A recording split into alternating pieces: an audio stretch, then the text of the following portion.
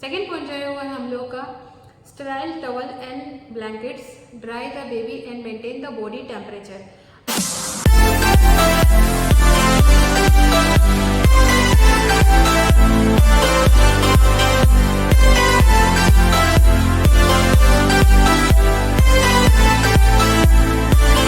Discuss करने वाले हैं कि हम लोग new needle prepare baby trolley कि न्यूबॉर्न बेबी के लिए हम लोग ट्रॉली कैसे प्रिपेयर करते हैं। बहुत ही इंपॉर्टेंट क्वेश्चन है, बहुत ही इंपॉर्टेंट टॉपिक भी है। इससे पहले मैं LACS के ऊपर मैं वीडियो बनाई हुई हूँ। मेरे कमेंट सेक्शन में बहुत ज़्यादा कमेंट था कि न्यू बेबी ट्रॉली मिसिंग है, तो मैं सोची कि इसी टॉपिक पर आज वीडियो बनाती हूँ। तो टॉपिक बहुत ही इंपॉर्टेंट है। तब तक के लिए अगर वीडियो को लाइक नहीं किया तो प्लीज़ वीडियो को लाइक शेयर कमेंट कर दीजिए एंड चैनल को सब्सक्राइब नहीं किया तो चैनल को सब्सक्राइब कर दीजिए। So hey guys, welcome back to my YouTube channel the surgical medi master. And आज हम लोग जो डिस्कस करने वाले टॉपिक, हम लोग का टॉपिक बहुत ही इंपॉर्टेंट है। तो चलिए हम लोग डिस्कस करते हैं टॉपिक के ऊपर कि न्यूबॉर्न बेबी के लिए हम लोग ट्रॉली को कैसे प्रिपेयर करते हैं, कौन कौन सा इक्विपमेंट हम लोग को ज़रूरत होता है, इक्विपमेंट को हम लोग कैसे यूज़ करते हैं, साइजेस कौन कौन सा होता है और बेबी को कैसे केयर करते हैं। बेबी चाहे नॉर्मल हो या फिर LACS हो, बेबी को एक ही टाइप का केयर दे सकते हैं हम लोग। तो न्यूबॉर्न बेबी के लिए ये बहुत ही ज़रूरत होता है कि हम लोग बेबी को कैसे केयर करें। Keep the baby warm and prevents hypothermia. जो न्यूबॉर्न बेबी होता है उनको जब होता है तो हम लोग को पहले वार्मर में रखना पड़ता है, क्योंकि वार्मर जो है बेबी के बॉडी टेम्परेचर को मेंटेन रखता है, जिससे बेबी को ठंड नहीं लगता है, बेबी को हाइपोथर्मिया होने का चांसेस भी नहीं रहता है। तो बेबी जब होता है तो उनको केयर करने के बाद हम लोग कुछ टाइम के लिए बेबी को मॉनिटरिंग करने के लिए, बेबी को जब तक बेबी का सब कुछ ठीक ना हो तो बेबी को हम लोग सबसे पहले हम लोग वार्मर में रखते हैं, ताकि बेबी को उसमें वार्मर पे रख के बेबी का मॉनिटरिंग, बेबी का सैचुरेशन सब कुछ मेंटेन रखने के लिए न्यूबॉर्न बेबी का तो वार्मर में रखते हैं, ताकि उनका जो बॉडी टेम्परेचर है वो मेंटेन रहे और बेबी भी ठीक रहे। सेकेंड पॉइंट जो है वो है हम लोग का sterile towel and blankets dry the baby and maintain the body temperature. जो न्यूबॉर्न बेबी होता है वो जब न्यूबॉर्न बेबी होने के बाद बेबी को अच्छे से हम लोग को स्टेराइल टॉवल या स्टेराइल ब्लैंकेट से बेबी को रिसीव करना है, क्योंकि जो न्यूबॉर्न बेबी रहता है, अगर हम लोग बिना स्टेराइल टॉवल या ब्लैंकेट का यूज़ करेंगे बेबी को रिसीव करने के लिए या फिर बेबी के ऊपर यूज़ करेंगे तो उससे इन्फेक्शन सोच जो होता है वो बढ़ सकता है, बेबी को इन्फेक्शन होने का चांस रहता है। सो हम लोग ऐसा कभी नहीं करेंगे। बेबी जब भी न्यूबॉर्न बेबी होता है तो हम लोग हमेशा स्टेराइल चीज़ों को ही उस पर यूज़ करेंगे। स्टेराइल चीज़ जैसे कि स्टेराइल टॉवल हो गया हम लोग का, या स्टेराइल ब्लैंकेट जिसमें हम लोग बेबी को रिसीव करना चाहते हैं। थर्ड पॉइंट जो है हम लोग का वो हो गया bulb syringe and mucus extractor, मतलब clean secretion from the baby mouth and nose. Baby born होने के बाद बेबी के माउथ में और नोज में बहुत ही ज़्यादा लिक्विड होता है, फ्लूइड सब होता है, जिसके कारण बेबी को सांस लेने में बहुत ज़्यादा डिफिकल्ट होता है। तो उस टाइम पे एक स्पॉन्जी बॉल्ब जैसा होता है, जिस बॉल्ब से स्पॉन्ज करके मतलब बेबी के नोज में और मुंह में जो भी सेक्रेशन है उसको हम लोग सक कर सकते हैं, या फिर हम लोग उसमें सिरिंज को भी यूज़ कर सकते हैं। स्टेराइल होना चाहिए, तो उसको यूज़ करके हम लोग बेबी के मुंह में जो भी सेक्रेशन है उस सेक्रेशन को बाहर कर सकते हैं, ताकि बेबी अच्छे से सांस ले सके और बेबी को ब्रीथिंग का प्रॉब्लम ना हो। है हम लोग का suction machine and suction catheter. So remove thick secretion from the baby. तो नेक्स्ट जो हो गया वो हम लोग का हो गया कि बेबी के नोज में मुंह में जो भी सेक्रेशन होता है उसके लिए हम लोग सक्शन मशीन को पहले ही प्रिपेयर करके रखते हैं। हम लोग चला के पहले देख लेते हैं सक्शन मशीन हम लोग का वर्क कर रहा है या नहीं कर रहा, क्योंकि एक्चुअल न्यूबॉर्न बेबी होने के बाद हम लोग को इमीडिएटली सक करना रहता है। उसके समय अगर मशीन में कुछ भी प्रॉब्लम हो तो बहुत ज़्यादा डिफिकल्ट होता है। इसके अलावा होता है हम लोग का सक्शन कैथेटर। तो यहाँ पे साइजेस हम लोग का यहाँ पे लिया हुआ है, यहाँ पे साइजेस हम लोग का 6 फ्रेंच और 8 फ्रेंच, जिसका कलर कोडिंग है ग्रीन और ब्लू। तो ये बहुत ही छोटे साइज का सक्शन कैथेटर है, हम लोग बेबी में इसको यूज़ करते हैं न्यूबॉर्न बेबी में। तो इससे बेबी के नोज में हम लोग अच्छे से नोज में मुंह में जो भी सेक्रेशन है बेबी का उसको सक कर सकते हैं। तो मशीन पहले से ही रेडी रहता है, मशीन में सक्शन पाइप लगा रहता है और सक्शन पाइप में हम लोग इस कैथेटर को अटैच करते हैं सक करने के लिए। जो है वो है हम लोग का ऑक्सीजन सोर्स। तो नेक्स्ट पॉइंट जो है हम लोग का oxygen source, provide to babies oxygen with breathing difficultly. तो बेबी जो है बर्थ होने के बाद बेबी को मुंह में और ये में सक्शन करने के बाद बेबी को बहुत ही ज़्यादा डिफिकल्ट होता है बेबी को ऑक्सीजन का, तो ऑक्सीजन देना पड़ता है। ऑक्सीजन देने से क्या होता है कि बेबी का सैचुरेशन मेंटेन रहता है, तो सक्शन करने के बाद बेबी को हम लोग ऑक्सीजन सोर्स का प्रोवाइड करेंगे ताकि बेबी को जो भी ब्रीथिंग प्रॉब्लम ना हो और बेबी अच्छे से ऑक्सीजन पे रहे और बेबी का सैचुरेशन भी मेंटेन रहे। जो है वो हम लोग का न्यूनेटल एम्बू बैग, गी positive bag, valve and mask, pleasure ventilation of the baby is not breathing adequately. तो ये हो गया हम लोग का एम्बू बैग, और ये हो गया हम लोग का एम्बू, ये हो गया हम लोग का बैग, और ये हो गया हम लोग का मास्क। तो इसमें जब हम लोग का बेबी न्यूबॉर्न बेबी है, जब उसको ब्रीथिंग लेने में बहुत ही ज़्यादा डिफ़िकल्ट हो रहा है तो हम लोग एम्बू बैग के हेल्प से उनको हेल्प कर सकते हैं ताकि बेबी को जो है ब्रीथिंग प्रॉब्लम ना हो। ये हम लोग का ट्रॉली में होना बहुत ही इंपॉर्टेंट होता है। तो ये न्यूबॉर्न बेबी के लिए यूज़ करते हैं, इसलिए इसका साइज़ बहुत छोटा है। नेक्स्ट पॉइंट जो है वो हम लोग का है न्यूनेटल फेस मास्क। इसमें साइजेस जो है वो हम लोग का है 0 से 1, हम लोग 0 या 1 को यूज़ कर सकते हैं। यूज़ विथ एम्बू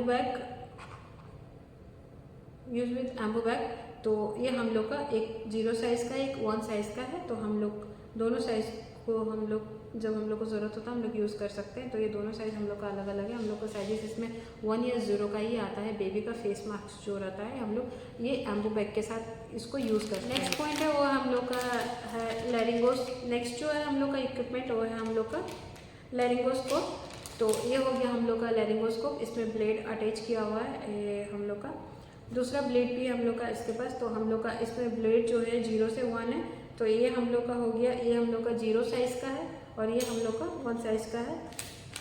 ये हम लोग का 1 साइज़ का, 0 साइज़ का 2 है जो हम लोग एक यूज़ के लिए लगाए हुए हैं।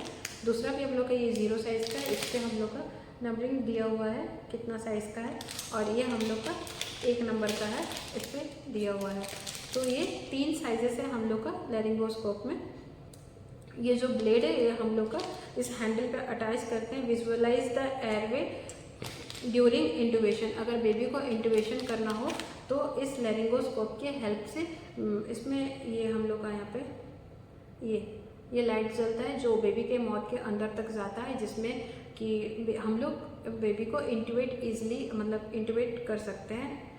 लैरिंगोस्कोप के हेल्प से बेबी को इंट्यूबेट करने में ईजी होता है, ET ट्यूब इंसर्टेड करने में। तो ये हम लोग का 3 ब्लेड अवेलेबल है, जो हम लोग का 0 साइज का 2 है, 1 साइज का 1। नेक्स्ट जो हो गया वो है हम लोग का ET ट्यूब।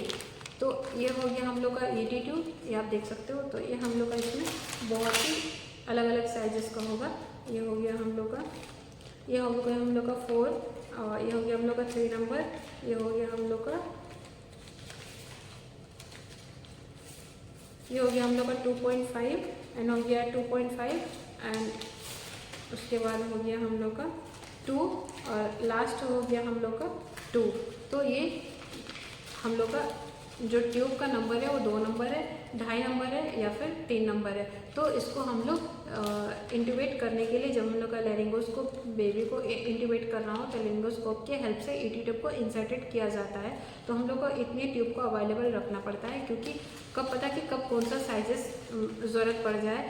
तो ये हम लोग का जो काम होता है use to intubate the newborn if required. ये न्यूबॉर्न बेबी को जब इंट्यूबेट करना होता है तो हम लोग को ये रिक्वायर्ड होता है, तो इसलिए हम लोग को ये पहले से रेडी करना पड़ता है। तो साइजेस हम लोग का इतना इतना है इसमें, तो हम लोग ये साइजेस को ही हम लोग को ट्रॉली पे रेडी करना पड़ता है। नेक्स्ट पॉइंट है हम लोग का कोड क्लैम्प। तो ये हो गया हम लोग का कोड क्लैम्प जो ब्लू कलर का है, एंड हम लोग ट्रॉली पे 2 कोड क्लैम्प को रखे हुए हैं, क्योंकि clamp the baby umbilical cord before cutting. अगर बेबी का कोड को हम लोग को कोड क्लैम्प करना है, सपोज दैट अगर एक कोड क्लैम्प हम लोग से टूट गया हो या फिर कुछ ये हो गया हो, जब बेबी का कोड को क्लैम्प करना हो तब हम लोग दूसरा अवेलेबल इसीलिए रखते हैं कि नेक्स्ट हम लोग यूज़ कर सकते हैं। तो हम लोग को एटलीस्ट 2 कोड क्लैम्प को लेना होगा कि हम लोग को इमीडिएटली कब ज़रूरत पड़ जाए, और इस टाइम पे फिर हम लोग इधर उधर भाग नहीं सकते हैं। जब हम लोग को बहुत ही इमरजेंसी पड़ सकता है तो हम लोग को पहले से ही 2 कोड क्लैम्प अवेलेबल रखना पड़ेगा। तो ये हम लोग के लिए बहुत ही इंपॉर्टेंट होता है कोड क्लैम्प। एंड इसके बाद जो पॉइंट है वो है हम लोग का स्टेराइल, वो है हम लोग का ये हम लोग का स्टेराइल सीजर। क्योंकि हम लोग पहले भी बोल चुके हैं कि हम लोग न्यूबॉर्न बेबी में कुछ भी अनस्टेराइल चीज़ को यूज़ नहीं कर सकते हैं। तो ये हम लोग के लिए बहुत ही इंपॉर्टेंट है कि जब बेबी का कोट क्लैम्प होगा तो उसके लिए हम लोग एक स्टेराइल सीजर को रखेंगे ताकि बेबी का कोट हम लोग उससे क्लैम्प कर सकें एंड उसके बाद जो हम लोग का कोट क्लैम्प होता है उसको हम लोग अटैच कर सकें। तो मोस्ट इंपॉर्टेंट है यहाँ पे हम लोग का ये स्टेराइल किया हुआ ये सीजर है। तो इससे हम लोग इसको यूज़ करते हैं, किस लिए यूज़ करते हैं, कट द अम्बिलिकल कोड। तो बेबी का जो अम्बिलिकल कोड होता है उसको कट करने के लिए हम लोग सीजर को यूज़ करते हैं, स्टेराइल सीजर को। तो ये हो गया। इसके बाद जो हम लोग का होता है वो नेक्स्ट पॉइंट है हम लोग का पल्स ऑक्सीमीटर। जो पल्स ऑक्सीमीटर होता है वो भी हम लोग को मैनुअल रखना बहुत ही ज़रूरी होता है टेबल पे, क्योंकि मॉनिटरिंग में जब बेबी को हम लोग वार्मर में रखते हैं तब हम लोग का मशीन पे ही सारा कुछ अटैच रहता है, लेकिन हम लोग को मैनुअल पे रखना बहुत ज़रूरी होता है कि इमीडिएटली बेबी का अगर पल्स चेक करना हो तो हम लोग इमीडिएटली बेबी के पल्स को चेक कर सकते हैं। पल्स ऑक्सीमीटर रखना एंड सेचुरेशन देखना बहुत ही ज़रूरी होता है। पल्स ऑक्सीमीटर, सेचुरेशन एंड हम लोग हार्ट रेट देखना बहुत ही ज़रूरी होता है बेबी का, तो इसलिए रखना बहुत ही ज़रूरी होता है। नेक्स्ट पॉइंट जो हो गया वो हो गया हम लोग का वन स्टेटोस्कोप। स्टेटोस्कोप भी रखना बहुत ही ज़रूरी होता है बेबी का हार्ट रेट को चेक करने के लिए। Check heart rate breathing sounds. तो बेबी का जो होता है हार्ट बीट साउंड को सुनने के लिए स्टेटोस्कोप बहुत ही ज़रूरी होता है। तो हम लोग को वो ट्रॉली पे ही रेडी करना पड़ता है, क्योंकि इमीडिएटली इमरजेंसी के समय हम लोग इधर उधर नहीं भाग सकते हैं। तो बेबी कब सीरियस हो जाए या फिर कब हम लोग को क्या ज़रूरत पड़ जाए, तो ये हम लोग का इतना इम्पॉर्टेंट इक्विपमेंट है। ये जितने भी इक्विपमेंट अभी हम लोग बात कर रहे हैं ये हम लोग को प्रॉपर ट्रॉली पे ही रखना होता है, ताकि अगर बेबी ठीक भी हो तो ठीक है, और अगर बेबी हम लोग को ज़्यादा इमरजेंसी भी पड़ा तो सारे सामान हम लोग को एक ही जगह पे अवेलेबल मिलता है।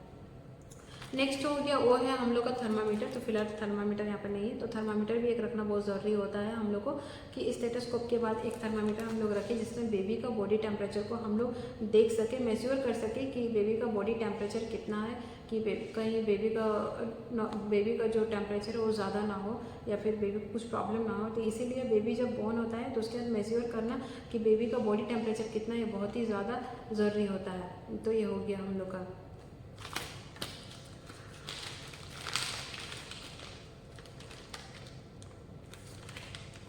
एंड नेक्स्ट हो गया हम लोग यहाँ पे हम लोग रखे हुए हैं, यहाँ पे रखे हम लोग डिस्टिल वाटर। डिस्टिल वाटर इसलिए रखे हैं क्योंकि हम लोग को अगर बेबी न्यूबॉर्न होता है तो उसको कुछ इंजेक्शन देना हो या फिर हम लोग को कुछ इंजेक्शन ये करना हो या फिर कुछ क्लीन करना हो तो हम लोग हमेशा डिस्टिल वाटर को ही यूज़ करेंगे।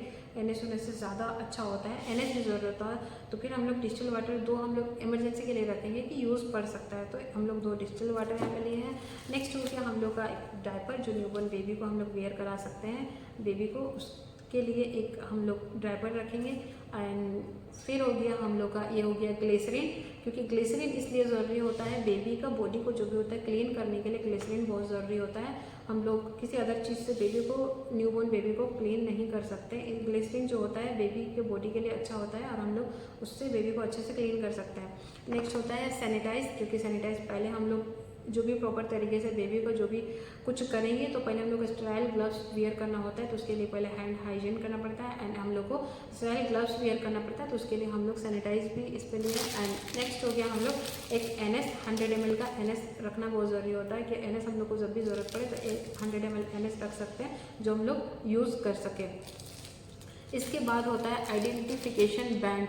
वो बहुत ही ज़रूरी होता है कि बेबी बॉर्न होने के बाद हो सकता है एक दिन में 4-5 डिलीवर हो, तो बेबी भी 4-5 रहते हैं, तो इसमें हम लोग का क्या होता है कि मदर के नाम का हम लोग का आइडेंटिफिकेशन बैंड लगाना बहुत ज़रूरी होता है, ताकि हम लोग इससे ये आइडेंटिफिकेशन कर सके कि बेबी मतलब किसका है। वो आइडेंटिफिकेशन बैंड होना बहुत ही ज़रूरी होता है, क्योंकि अगर ये नहीं होगा तो बहुत डिफ़िकल्ट हो सकता है, इसलिए तो ये सारे इक्विपमेंट है। उसके बाद नेक्स्ट हो गया हम लोग का ये 2-3 फाइल हम लोग को रखना बहुत ज़रूरी होता है। न्यूबॉर्न बेबी होने के बाद अगर हम लोग को सैंपल कलेक्शन भेजना हो तो हम लोग इस मतलब हम लोग पहले से ये हम लोग रेडी रखते हैं, ताकि हम लोग सैंपल कलेक्शन करके इमीडिएटली हम लोग भेज सकते हैं लैब में। नेक्स्ट हो गया हम लोग का इंट्राकेट।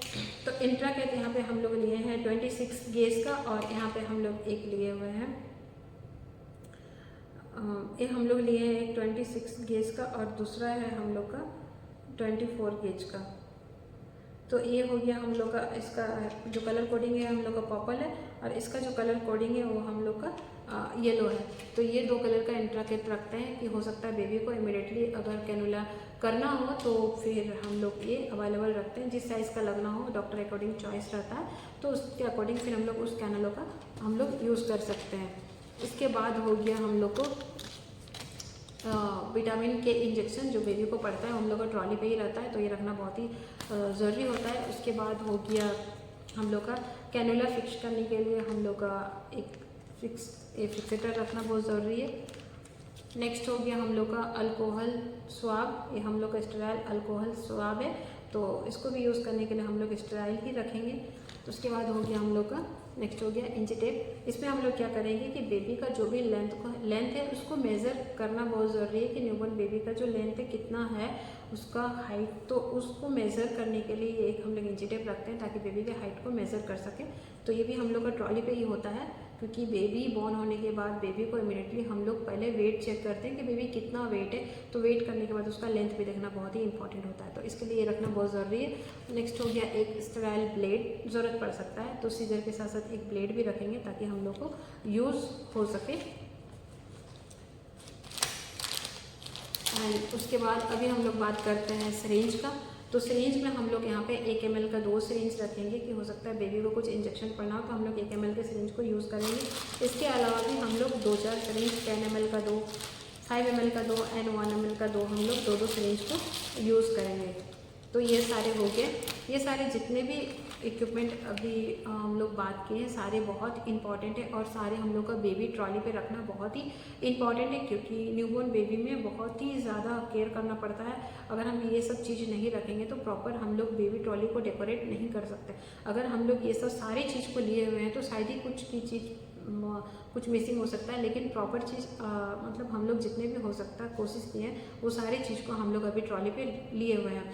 इसके बाद जो हम लोग को ध्यान देना पड़ता है वो है हम लोग का बिफोर डिलीवर चेक दैट, हम लोग का चेक क्या करना पड़ता है। इतने सब रेडी होने के बाद हम लोग को क्या क्या चेक करना पड़ता है। Radial warmer is switch on, हम लोग का जो वार्मर है उसको स्विच ऑन रखना है ताकि बेबी जब हम लोग का न्यूबॉर्न बेबी जब हम लोग का रिसीव्ड हो जाए उसके बाद बेबी को सारे केयर करने के बाद वार्मर में दे तो वार्मर कुछ प्रॉब्लम ना हो सकता है कि बेबी रेडी होने के बाद हम लोग का वार्मर काम ना कर रहा हो या फिर वार्मर का स्विच ऑन ना हो, तो ये सब हम लोग को रेडी करना है। जो वार्मर का स्विच पहले से ऑन रखना है, वार्मर मशीन को पहले से चेक कर लेना है। उसके बाद सेकेंड पॉइंट जो होता है वो हम लोग का ऑक्सीजन एंड हम लोग का जो सक्शन मशीन है, ऑक्सीजन और सक्शन मशीन और ऑक्सीजन भी चेक कर लेना है कि हम लोग का ऑक्सीजन काम कर रहा है या नहीं कर रहा है। जो हम लोग का सक्शन मशीन है वो भी हम लोग का काम कर रहा है या नहीं करना, तो वो सब हम लोग को ऑन ऑफ करके अच्छे से चेक कर लेना है ताकि बाद में कुछ भी इमरजेंसी ना हो। थर्ड पॉइंट जो है वो है हम लोग का Anbu bag and face mask assemble, ये हम लोग का रेडी है या नहीं है, इसको भी हम लोग को प्रॉपर चेक कर लेना है। फोर्थ हो गया वो हम लोग का code clamp and scissor are ready, जो हम लोग का कोड क्लैम्प है एंड सीजर और एक हम लोग का टॉवल क्लिप, ये सब हम लोग को स्टेराइल रहना है, तो ये सब हम लोग को रेडी देख लेना होगा। एंड नेक्स्ट पॉइंट जो है वो है हम लोग का clean towel and sterile blanket available, ये सब चीज़ का हम लोग को ध्यान रखना होगा, चेक इन करना होगा हम लोग को रिटर्न में कि हम लोग इतना सब प्रिपेयर किए हैं नहीं, बाद में तो ट्रॉली में इंटीमेट करने के लिए इतना सब रेडी है। सो आई होप कि आज का वीडियो बहुत ही ज़्यादा इंटरेस्टिंग था एंड वीडियो आप लोग को अच्छा भी लगा हो, तो वीडियो अगर अच्छा लगे तो वीडियो को प्लीज़ लाइक शेयर कमेंट कर दीजिएगा। एंड ट्रॉली पे अगर कुछ मिसिंग है तो प्लीज़ कमेंट सेक्शन में कमेंट कीजिएगा कि कौन सा इक्विपमेंट मिसिंग है या फिर क्या इक्विपमेंट छूटा हुआ है। ऐसा नहीं कि हमसे नहीं छूट सकता है, तो छूट सकता है, तो आप लोग प्लीज़ कमेंट सेक्शन में कमेंट कीजिए ताकि नेक्स्ट टाइम मुझे पता चल सके कि हाँ मुझे भी ये चीज़ रखना होगा।